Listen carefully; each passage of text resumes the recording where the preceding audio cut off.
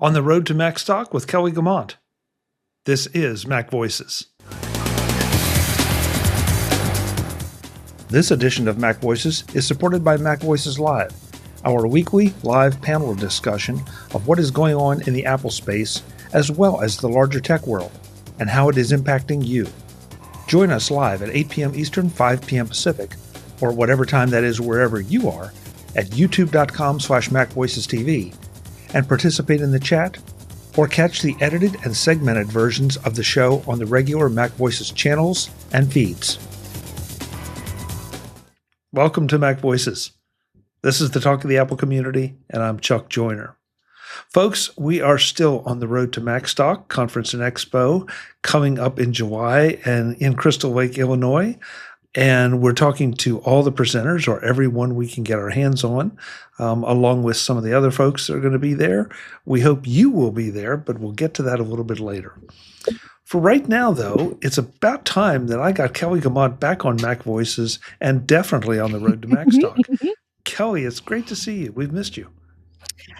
Yes, it's lovely to be missed, and I'm really excited to get to sit here and talk to you about Macstock, because it also means that I'm going to be at Macstock, and word on the street is you're going to be there too.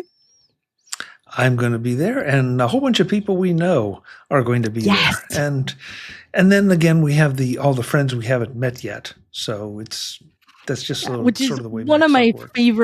One of my favorite parts is just getting to talk to a bunch of new people and having the opportunity to hang out and get to know a bunch of other people who are all there for nerdery. I mean, call it what it is, right?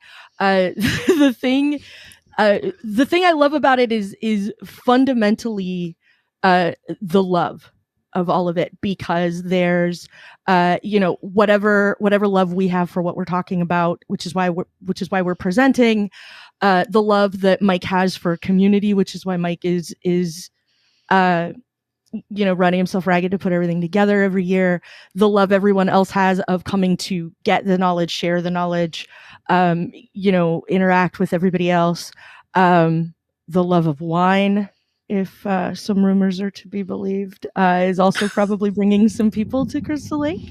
But all of it comes from a fundamental love. We love being able to share the things that we know a lot about that other people may not know. Other people apparently, love to listen to us tell them about it. Mike loves to put all of those people in the same place so that interaction can happen.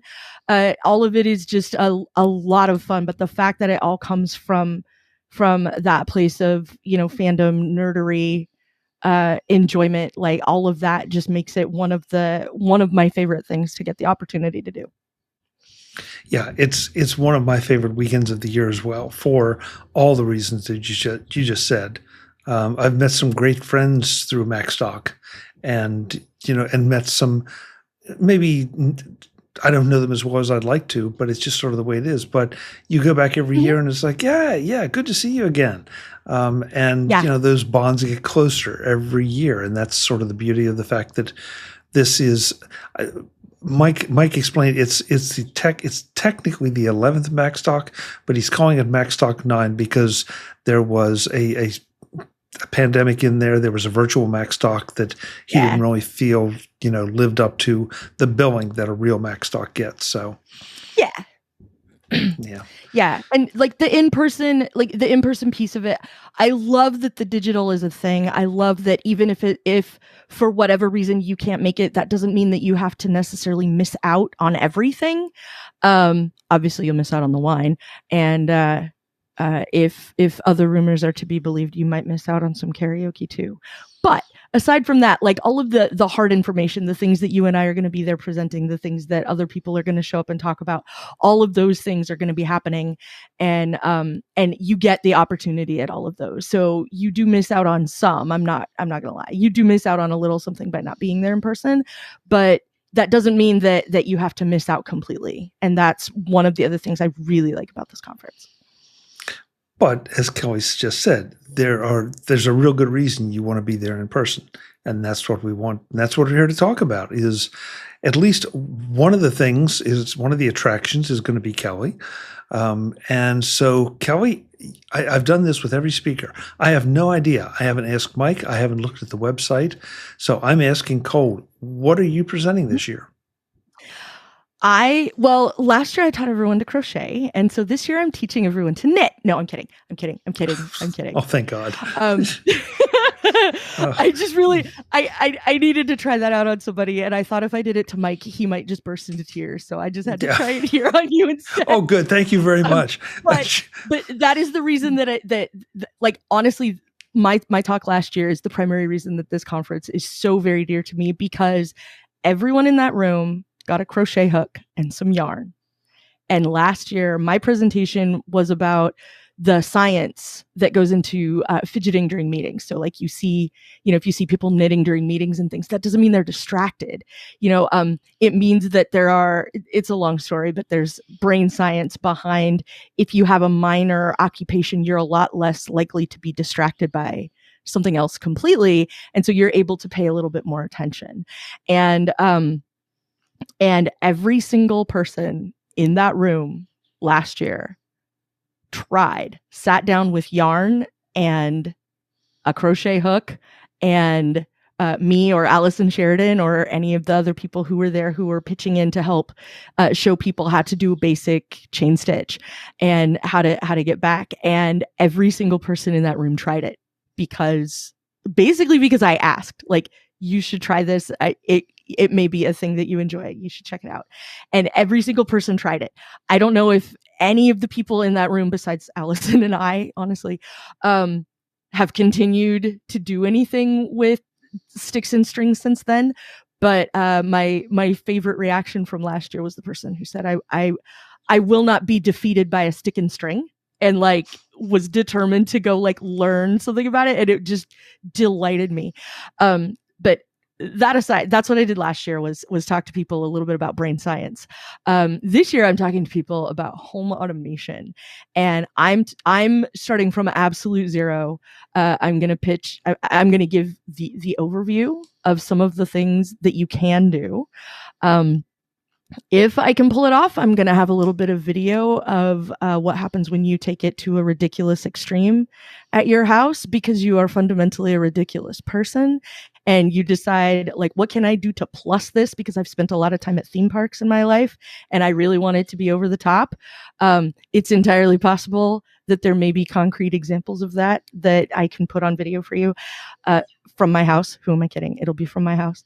And but also like what you could do to get into it and not have it be an excruciating experience. I know that there are times, this is going to be one of those, the latest in a series, we will say, of times in my life when the point of my existence is to serve as a warning to others. So you don't have to go down all the path that I've gone down in the 15 years or whatever it's been that I've been trying to hook up goofy things in my house so that I can run everything with my phone. You don't have to do all of that. I've done all of the nonsense and gone through all of that for you so that you don't have to be the person who does it. And helping you get very basic things and think about automation in a way that will make it something that actually does make your life better and not necessarily just a thing that another thing in your house you have to troubleshoot. Okay, I love the idea of home automation. And part of me, there are two parts of my brain going right now. One half says it's easier than ever. The other half says not so fast. It's gotten more complicated with things like Matter and which was supposed to simplify things and seems to have not. So how, given that this is a Macstock talk, but you say you're starting from the ground up, do you intend to get technical on it, or are you going to just approach it from a much more practical standpoint?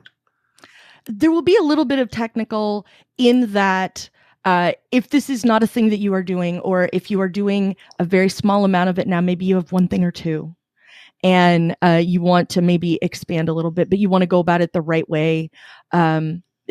if you are not a person who has more money than sense, and you haven't spent truckloads of money getting a bunch of things and hiring someone to come in and set everything up for you or anything like that, if you're just wanting to maybe you've got a home pod or two and you want to be able to tell them to do some stuff for you in a room that you're not necessarily in right now, and like at that level, I can absolutely help you. But I'm going to give you enough technology information and technology truth to make it possible that you can go forth with this knowledge, even though I'm not standing in front of you talking about it, and be armed with enough to make smart purchasing decisions for things that you want to do, for being able to go about automating something in your house and smartening something in your house without having to end up completely overwhelmed by the entire process and give up, which is what happens to a lot of people. You've got Thread, you've got Matter, you've got all kinds of assistants to choose from. Where do you put it? Does it need Ethernet? Do I have room on my network? On and on and on. And you've got all these to continue to consider. And at some point, you're just, light switches are fine. I'll just push a button on the wall for the rest of my life and it's fine. And in some cases that's true, but in other cases, maybe not. So I will have some very concrete examples of small things you can do that will have a large payoff, which is part of what I think gets lost a lot of the time in home automation, is because, again, ridiculous people will take things way over the top and turn it into something very silly.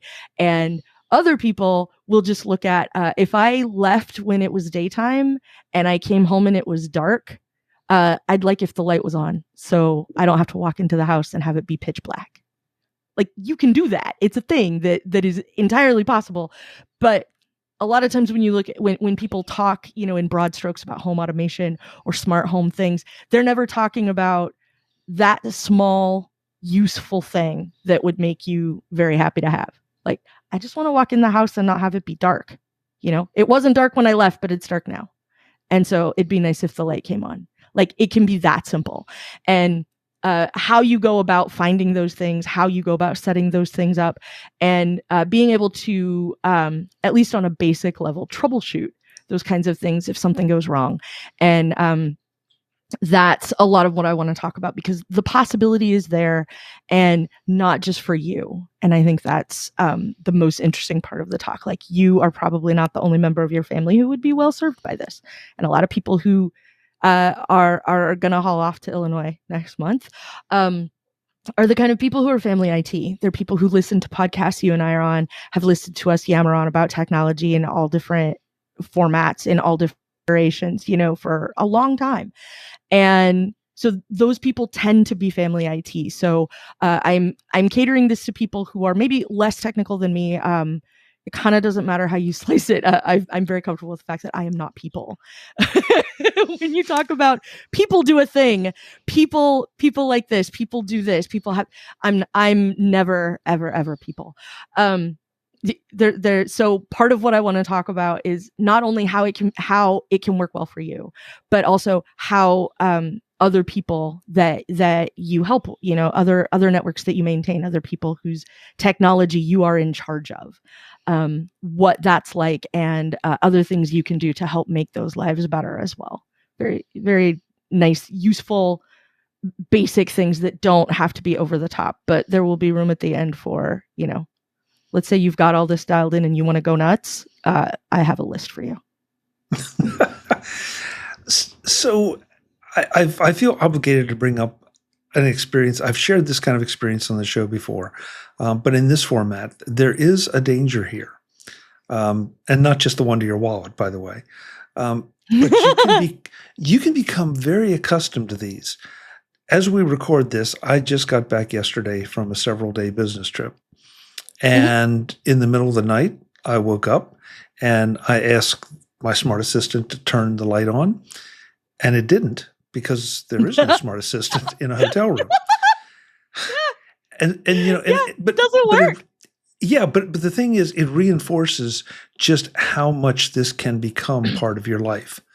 and how much you don't even think about it any more than, to your point, you know when you come into your dark house, you know exactly where the light switch is to it just is. And when that's the kind of familiarity you get with your smart devices when you set them up to do things that you want. You just then forget about that I'm using my voice to control this. And I love the fact, but it's also kind of, I think it's just interesting the way that that type of technology slides into your life and sort of sneaks in, because you take the time to set it up, and then you start using it, and pretty soon it's just like, okay, it's just there. Yeah. And especially when, like, if you do have something that's a very dramatic setup, right? You've set up maybe an automation. So you tell your assistant that it's movie time, right? And certain lights dim and the Apple TV turns on and whatever other thing happens and this and that, like that is very easy to remember. You go to someone else's house, you can't just say, hey, assistant, it's movie time, and then a bunch of stuff is going to happen, right? But the very small things like I walk in the house and it's dark. Wait, why is it? Oh, right. This isn't the place I set that up.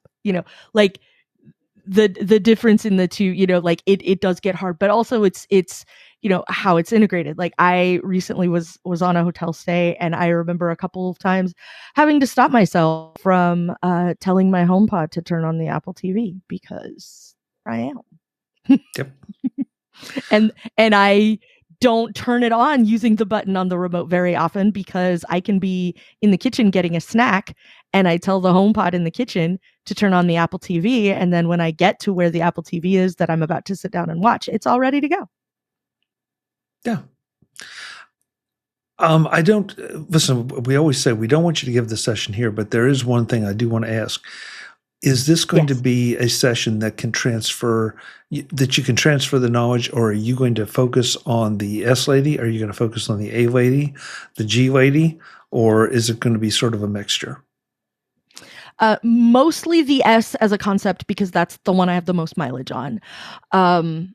And also, and one of the things that has to be part of the conversation when it comes to these sorts of things, because they're devices that are connected to the internet, and depending on which ones you're using, is the security concerns and the privacy around which assistants you have and how much they listen to and what they do with what you tell them, and who's behind them and what they do with some of that information. And that goes thing from you have a speaker that you can ask the weather, and it tells you the weather. If you do that 14 times a day, if you live here, where the weather changes a whole lot on the regular, it's not uncommon. But that's also not very interesting data for somebody else to have. Now, the doorbell and how many people come and go from a particular place at a particular time because your doorbell happens to capture part of the street is a very, very different conversation. And so that is going to be part of what we have to consider. And I'm partial to Apple in this instance because I had a tendency that way in the first place, obviously. But additionally, like if there were really worrying security implications of saying all of those things to a HomePod, or what the implications are of saying them to an A device or a G device, and what happens to I am going to have a breakdown of what the impact can be from some of those, because it does matter. And it's not necessarily because I think you need to buy an Apple device all the time. It's more about it's more about the ability to make an informed decision about the data that you have and the data that you are giving away, because nobody's paying you for it. And so, this just throws back to, Andrew and I and our Security Friday things that we used to do. It's the same idea. Like, what we just want you to be informed and have an appropriate level of skepticism awareness, cynicism, depending what it is. But the ability to be as informed as you need to, at least be as informed as you need to be to either find out more or in order to make a decision, or be able to just go ahead and make that decision because you know as much as you need to know about how you want to proceed with whatever thing it is that you decide you want to do. I'm so glad to hear that you're going to talk about that, because these things can be a lot of fun. And sometimes it's just, as you say, you get carried away, or you think, well, this would be a perfect use case for this. Mm-hmm. But, sometimes you really have to think about, okay, exactly what happens in front of that camera, at what time? Yeah. I mean, would it be great to see every time somebody walked into the living room? Maybe there are times that somebody's walking into the living room that you'd rather not have theoretically seen by someone else. And I say theoretically because, that's we have these discussions all the time about, mm-hmm. we're all, I think, just a little paranoid, and I think it's healthy, because you got to think about that. Depending on the level, like, it's not necessarily paranoia, at the level of I am suspicious of what's going to happen to my information. Yeah. And you and I sitting here, this is a perfect example. Maybe it would be very useful for you to get to see what's going on in your living room at any given point. It's a lot less useful for you if I can see what's going on in your living room at any given point. And, I mean, we're dear friends. I don't know if we're that good of friends, Chuck. Well, yeah, we won't discuss what goes on in my living room. But it's that idea, and it's an important thing to consider. And as more and more things become, let me put it this way: as more and more things come in an internet flavor, it's a thing you have to be aware of with everything. And it's a thing that you and I have talked about so many times over the years, because we talk about new stuff coming from somebody, whoever they are, and it's shiny and it's new and it looks really cool, but what happens? But I get something out of this that I don't have to pay for, so now I have to be suspicious of how is it being financed if I got it for free? All the way down the line. Like, you and I have had these conversations, in various formats forever, because that thing was really cool. Google bought them, and Google only bought them so that they could get all the user of whatever that device is. And now it's a lot less neat. And, it's still shiny and new, but nobody wants to play with it anymore. I mean, I wish nobody would want to play with it anymore, but we all know that's not how it works. So being able to have at least enough information to either go find out more and sit down and parse a privacy policy or a data use policy for whatever the thing is that you're considering purchasing. And, some of these things are pretty inexpensive. You can get into a lot of stuff for under $100. But, when you start talking about $200, $300, more $100, it matters, because it's going to be a lot harder to justify getting rid of it, unplugging it and putting it in the attic, whatever, because you're out that money at that point. So, being able to consider that and figure out what level you're comfortable with, which is not for me to tell you. All I can do is tell you, here's what happens if you have one of these. Here's what happens if you have one of those. And which part you're cool with is that's between you and your terms of service. I can't dictate that for you, but all I can do is make sure that you are aware of what you're getting into before you get in. It's another reason I'm glad that you're going to focus on the S Lady, because we've had the discussion. We're not going to do it again. That Apple is the company that I trust the most out of all of them. Doesn't mean that I would open my bank account to them or leave my front door unlocked for them. But if I'm going to make a choice like this, I'm going to try to pick the most secure thing, especially for video. For video. Audio can be equally dangerous, arguably more dangerous. But there's something about video that just makes everybody really uncomfortable. Yeah, and I think it's because it's usually two things. A lot of video comes with audio. So you're getting two different, you can hear someone and think maybe they sound like me, or somebody can hear someone that they think sounds like you. But there's a lot of variety there. But when you get these bangs and these braces and that sound, that, that's a very different thing. And, it's a lot more clear whether or not it's actually me or actually you or, whoever. And so being able to, I think that's part of why the video thing, like the, video doorbells and houses and things, I think that's part of why that is one that people pay a little bit more attention to, because it's not usually just seeing.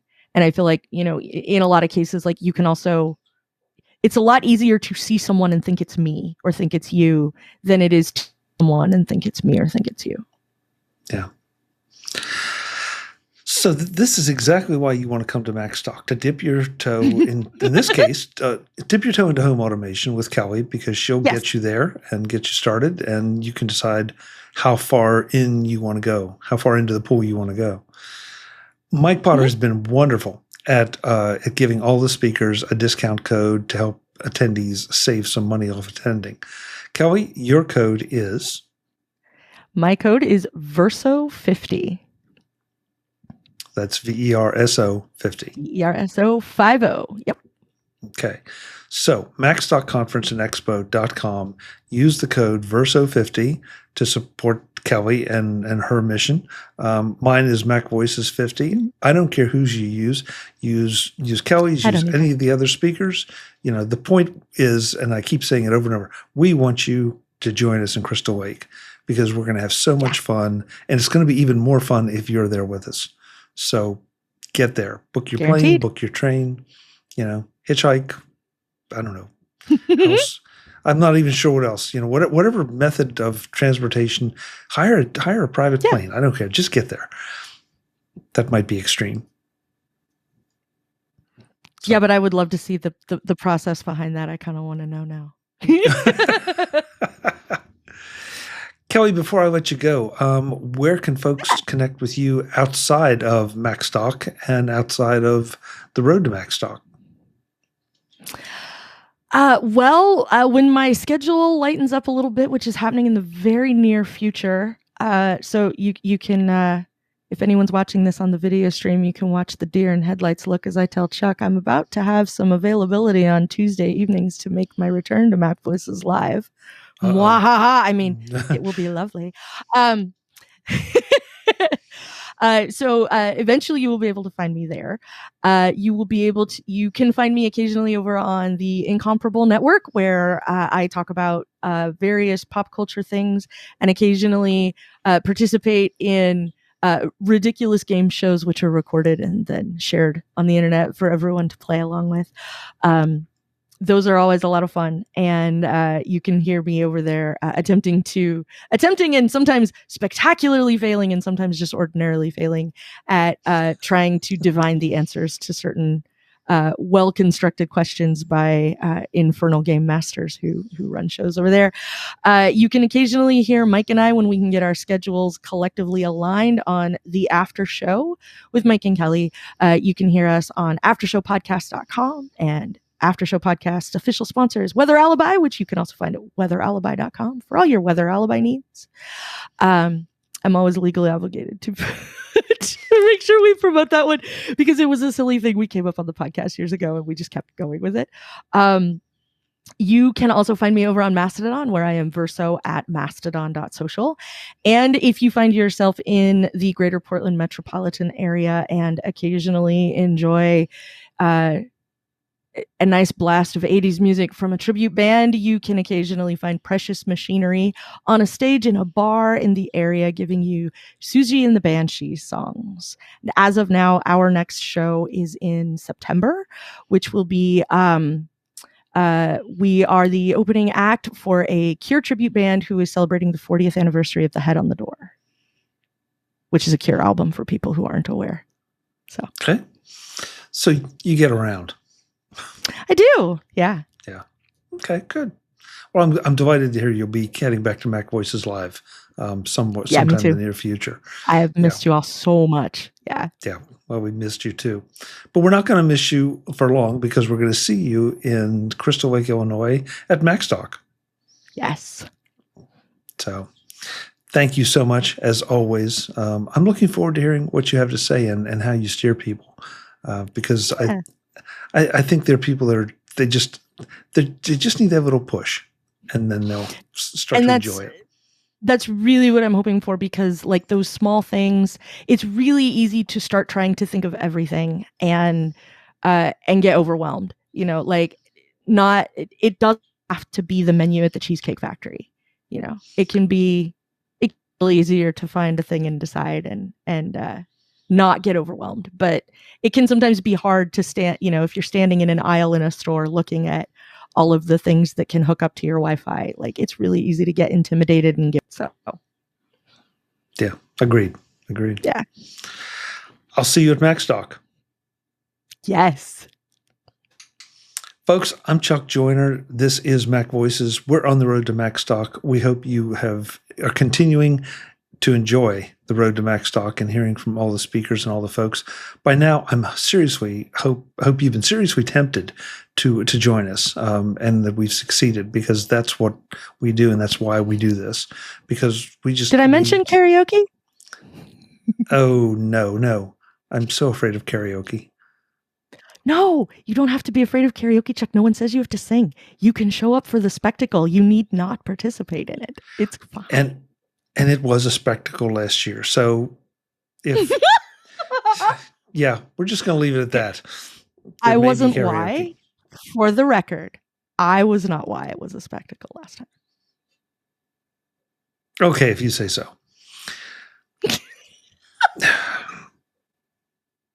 MacVoices.com. Yeah, MacVoices.com. Max sees this. She's got me all upset now. Macstock Conference and Expo.com. Verso 50 will get you $50 off. Be there. We're going to have a blast. We want you there. Until the next time, and as always, thanks for watching. Visit MacVoices.com for show notes and to connect with Chuck on social media.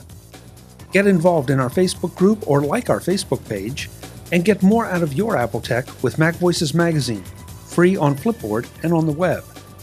And if you find value in it all, consider supporting us through either our Patreon campaign at patreon.com/MacVoices, or by making a one-time donation via the PayPal link on our front page and in the show notes of each episode. You will join these fine people who help bring you MacVoices.